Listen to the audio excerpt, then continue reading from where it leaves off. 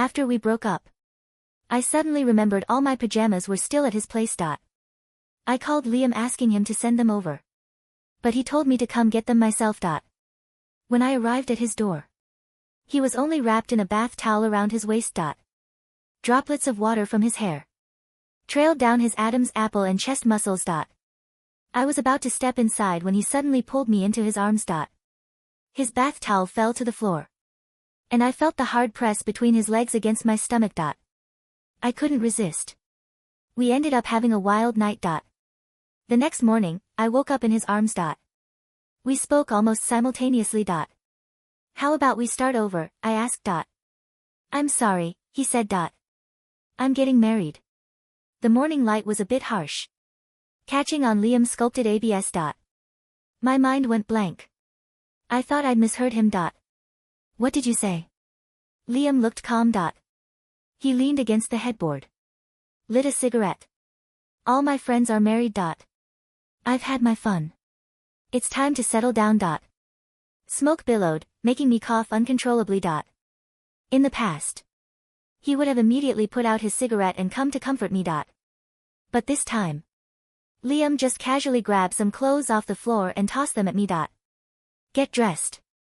You should go. Oh, and take that half box of condoms from the nightstand. I won't be needing them anymore anyway. A soft, tender smile touched his lips as if he just thought of something. With any luck, I could be a dad by this time next year. My heart felt a sharp, bitter pain. It was like being stabbed. I was about to say something when a knock suddenly sounded at the door. Liam glanced at his phone, muttering a curse under his breath. Damn it, I forgot my fiancée Chloe is coming today. He frantically put out his cigarette, rummaged through the closet for a white t-shirt and pulled it on. Stay in here and don't make a sound. I stood there frozen, watching his back, as he turned and walked away, without a backward glance to open the door.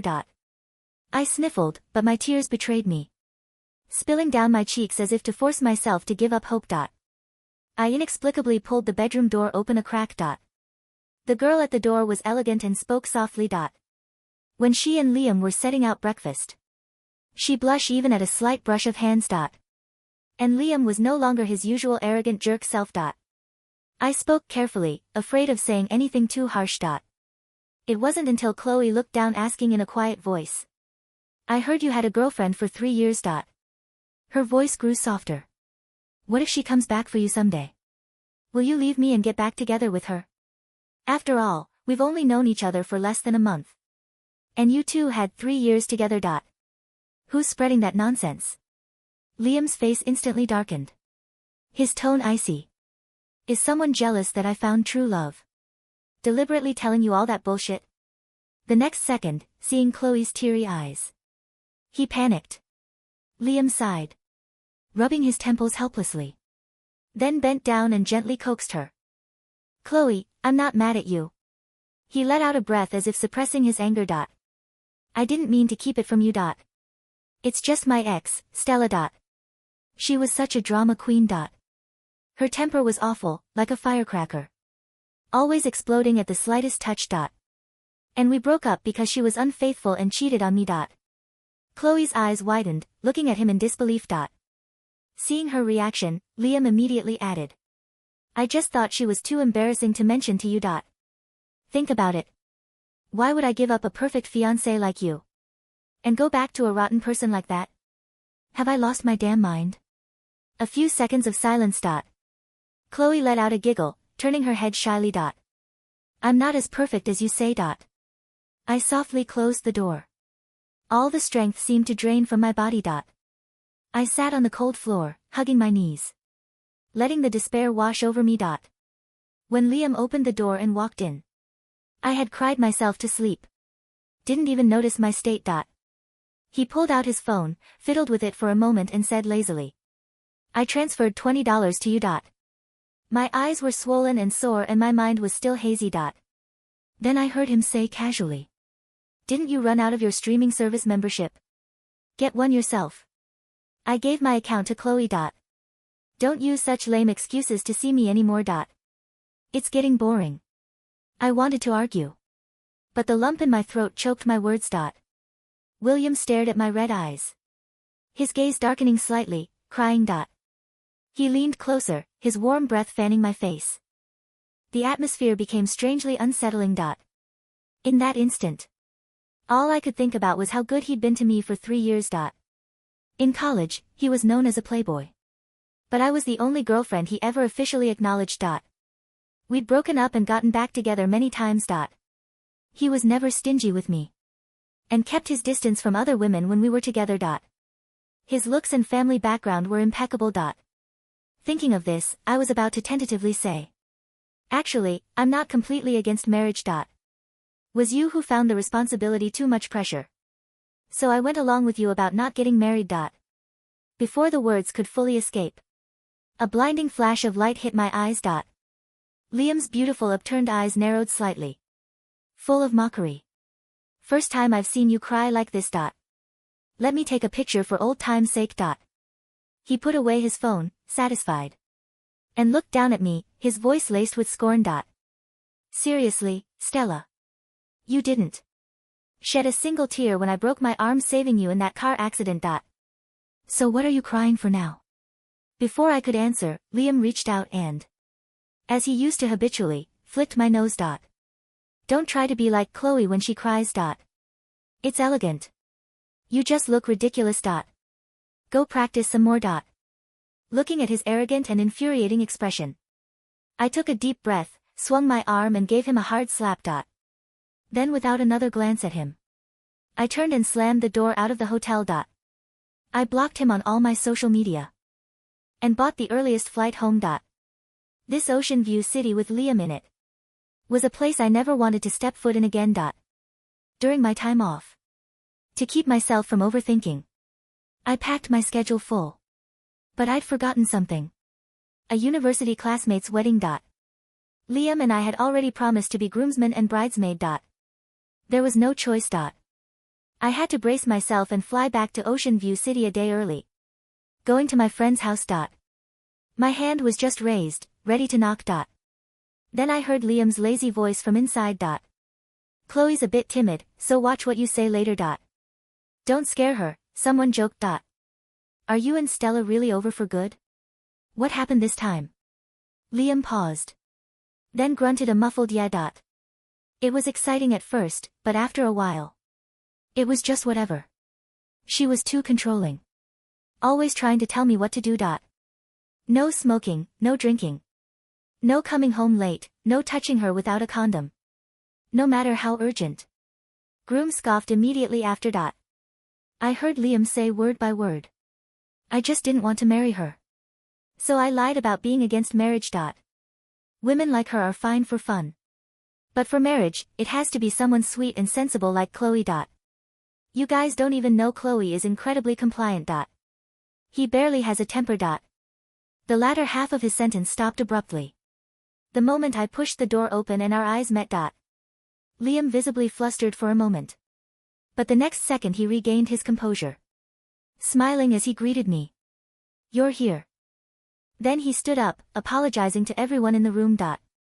It's almost time. I need to check in or my significant other will start worrying. After he left, the atmosphere in the room became extremely awkward. Everyone joked and tried to change the subject. Only Caleb, Liam's quietest friend, suddenly walked over and coldly dropped a line.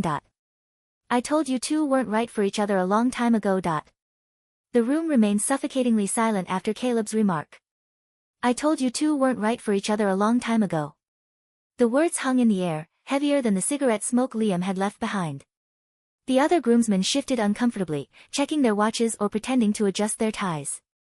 Caleb didn't look away from me. His eyes were dark, unreadable, and lacked the mockery that constantly danced in Liam's. I didn't have the energy to ask what he meant. I just nodded, a jagged, mechanical motion, and walked out.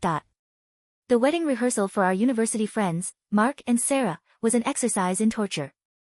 Liam was the best man. I was the maid of honor. Fate, it seemed, had a twisted sense of humor. Throughout the ceremony practice, I felt Liam's gaze burning into the back of my neck.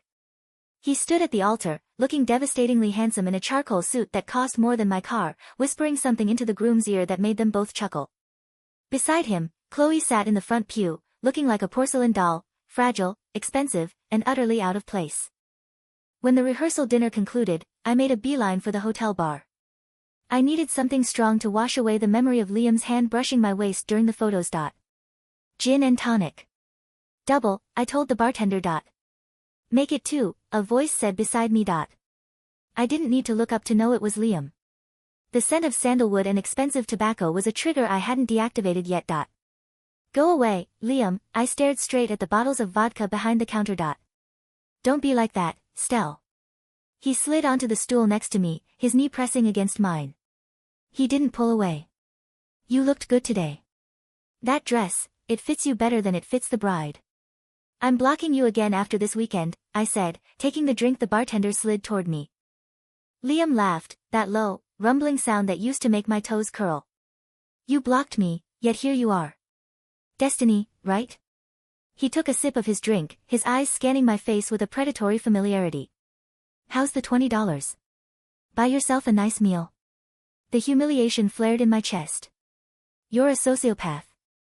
I'm a realist, he countered, his voice dropping to a whisper. And I'm a man who knows what he wants. Chloe, she's perfect on paper. Great family, no drama, good for business. But she's vanilla, Stella.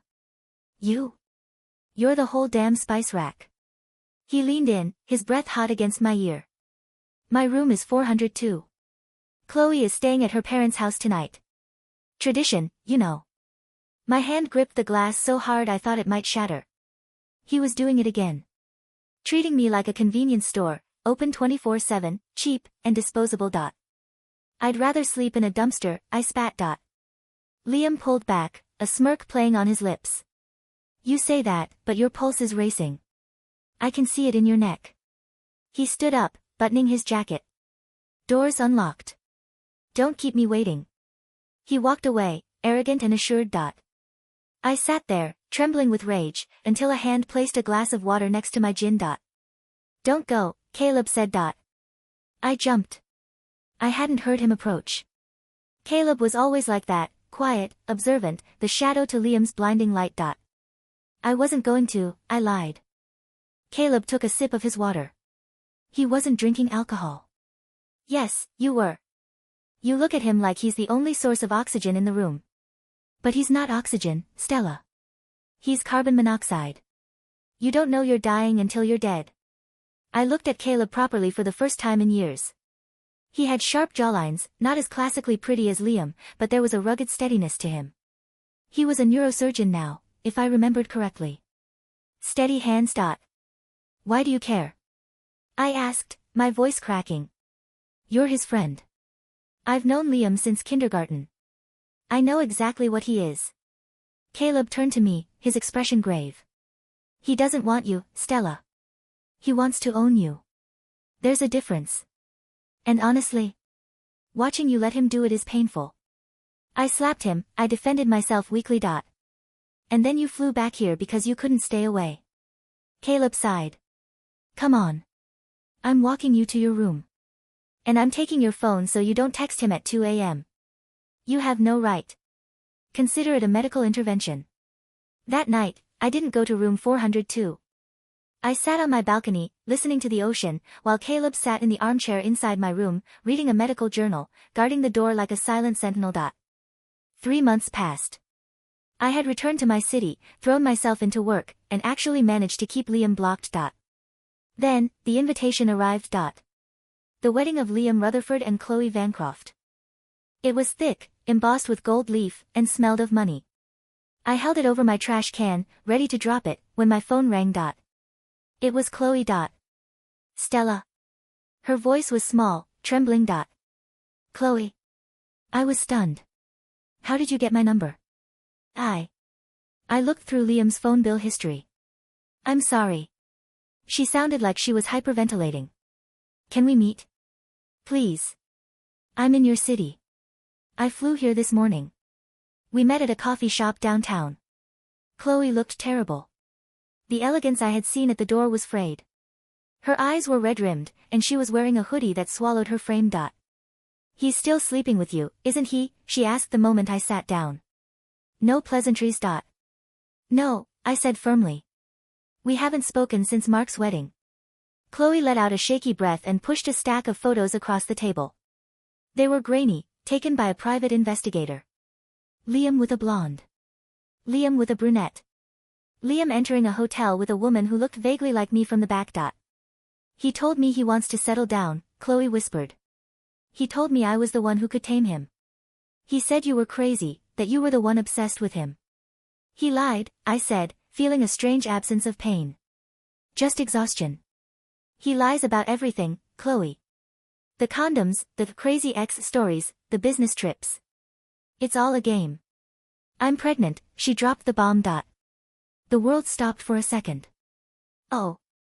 He was happy when I told him, she said, tears spilling over. But then. I found these. And I found messages. He's talking to his lawyer about a prenup that leaves me with nothing if I file for divorce, but gives him custody. He called me an incubator with a trust fund, in a text to Caleb. My blood ran cold. To Caleb? Yes.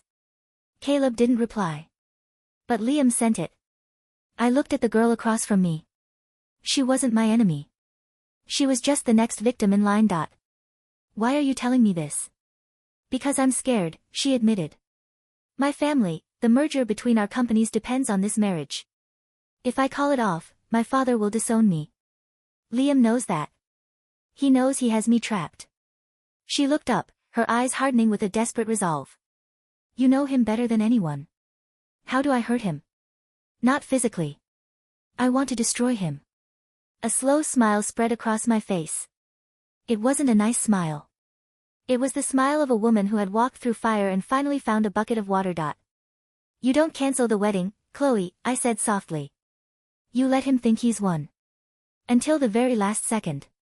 I called Caleb that night. She came to see you, he stated. It wasn't a question. You knew. I knew she hired a PI. I made sure the PI found what he needed to find. Silence stretched between us. You helped her catch him. I told you, Stella. I've known Liam a long time. I know where the bodies are buried. I was just waiting for someone brave enough to dig them up. I need a favor, I said. I'm coming to the wedding. And I need a date who makes Liam look like a downgrade. I could hear the smile in Caleb's voice. I'll pick you up at 6. The next 2 months were a blur of calculated movements. Chloe played the part of the dutiful fiancée perfectly. She stopped questioning Liam. She let him go on his boys' nights. She planned the wedding with frantic enthusiasm.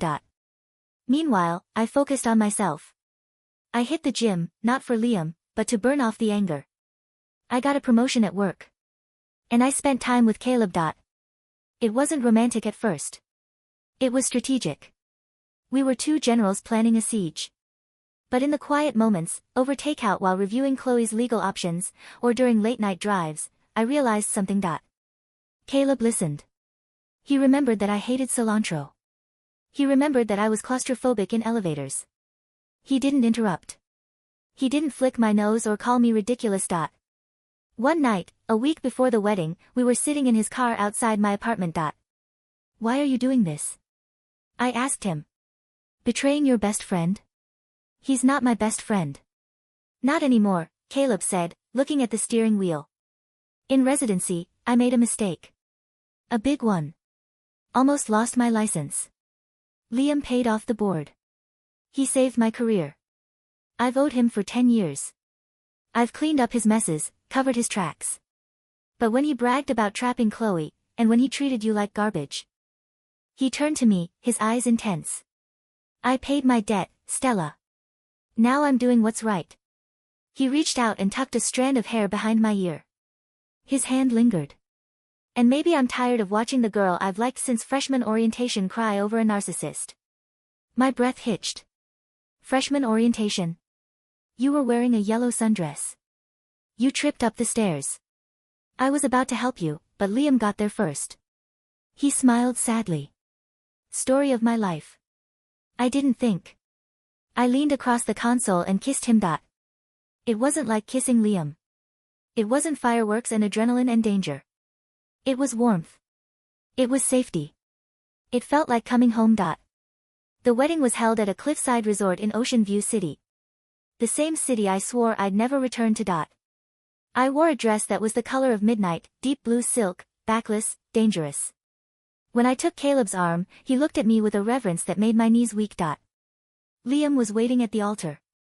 When he saw me walking down the aisle to take my seat, his jaw literally dropped. He looked from me to Caleb, and his face turned a shade of purple I'd never seen before.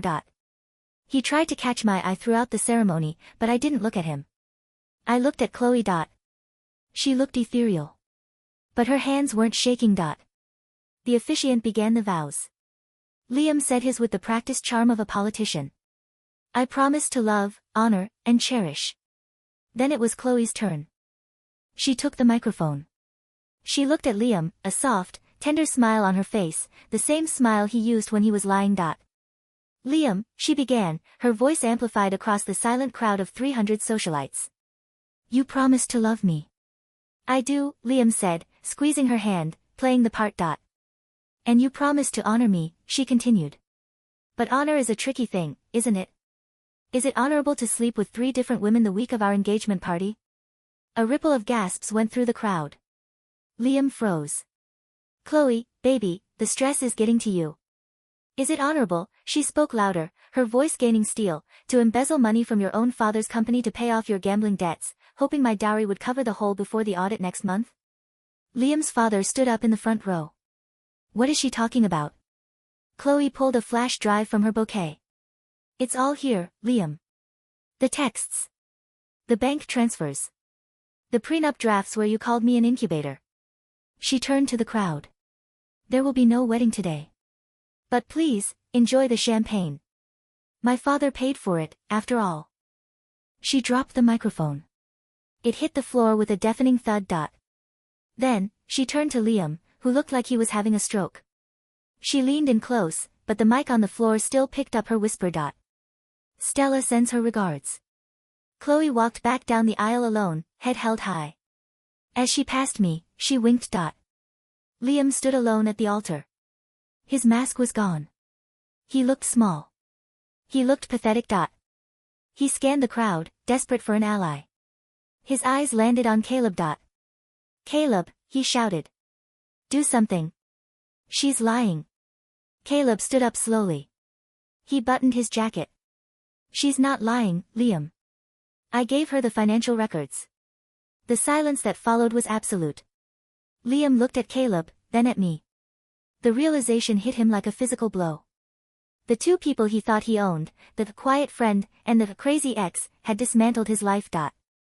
Liam lunged toward us, his face twisted in ugliness. You bitch. You ruined this. I'll kill you. Security guards intercepted him before he got 3 steps. As they dragged him away, kicking and screaming obscenities, he didn't look like a sculpted god anymore. He looked like a tantrum-throwing child. Get dressed, he screamed at me, echoing his words from that hotel room. You're nothing without me. I stood up, smoothed my silk dress, and spoke loud enough for him to hear before they shoved him into the exit. Actually, Liam, I said, my voice steady. I'm finally free. The fallout was spectacular. Liam's reputation was incinerated. His father fired him and launched an internal investigation. The Vancroft family pulled their merger. Liam was left with nothing but his debts and his ego. Chloe went to Paris. She sent me a postcard a month later. It just said, thank you for the courage. I'm raising this baby alone, and she's going to be fierce. As for me, I didn't go back to the hotel that night. I walked down to the beach with Caleb. We took off our shoes and walked in the surf, the moonlight catching the waves. So, Caleb said, holding my heels in one hand and my hand in the other. What now? Now, I said, taking a deep breath of the salty air. I think I start over. For real this time. Sounds like a plan. He squeezed my hand. Need a partner? I stopped and looked at him. The ocean breeze messed up his hair, making him look less like a doctor and more like the boy who wanted to help a girl in a yellow sundress years ago. I'm expensive, I teased. I require loyalty, respect, and absolutely no half boxes of condoms thrown at me. Caleb laughed, a genuine, warm sound. I think I can manage that. He pulled me close, and this time, there were no cameras, no audiences, no toxicity. Just the sound of the ocean and the beating of two hearts that had finally found their rhythm. I thought about Liam one last time, a fleeting image of him alone in a room, smoke billowing around him, bitter and aging, and then I let the thought go. It dissolved like seafoam. I looked up at Caleb and smiled. Kiss me, I said. And he did.